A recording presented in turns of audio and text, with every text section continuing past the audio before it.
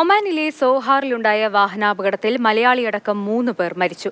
15ഓളം പേർക്ക് പരിക്കേറ്റു. തൃശൂർ സ്വദേശി സുനിൽ കുമാറാണ് മരിച്ച മലയാളി. സ്വകാര്യ കമ്പനിയിൽ അഡ്മിൻ മാനേജരായിരുന്നു മരിച്ച സുനിൽകുമാർ. 49 വയസ്സായിരുന്നു. തൃശൂർ സ്വദേശിയാണ്. മകളുടെ റെസിഡൻസ് കാർഡ് പുതുക്കാൻ കുടുംബത്തോടൊപ്പം ലിവയിൽ പോയി തിരിച്ചു വരുമ്പോഴായിരുന്നു അപകടം. സുനിലും കുടുംബവും സഞ്ചരിച്ച കാറിൽ എതിർദിശയിലെത്തിയ ട്രക്ക് ഇടിച്ചു കയറി. സോഹാറിലെ ലിവ റൗണ്ട് അബൌട്ടിൽ വെച്ചായിരുന്നു സംഭവം. ഇടിയുടെ ശക്തിയിൽ നിയന്ത്രണം വിട്ട മറ്റു വാഹനങ്ങളും പരസ്പരം കൂട്ടിയിടിച്ചു. സുനിൽകുമാറിനെ കൂടാതെ 2 സ്വദേശികളാണ് അപകടത്തിൽ മരിച്ചത്. 15ലധികം ആളുകൾക്ക് പരിക്കേറ്റതായും റോയൽ ഒമാൻ പോലീസ് സ്ഥിരീകരിച്ചു.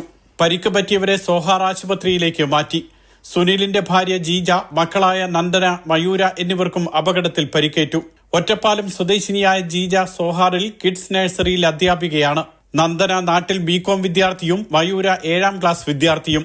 ഇവർ സോഹാർ ആശുപത്രിയിൽ ചികിത്സയിലാണെന്നും നന്ദനയുടെ പരിക്ക് ഗുരുതരമല്ലെന്നും അധികൃതർ അറിയിച്ചു. Mathrubhumi news, Muscat.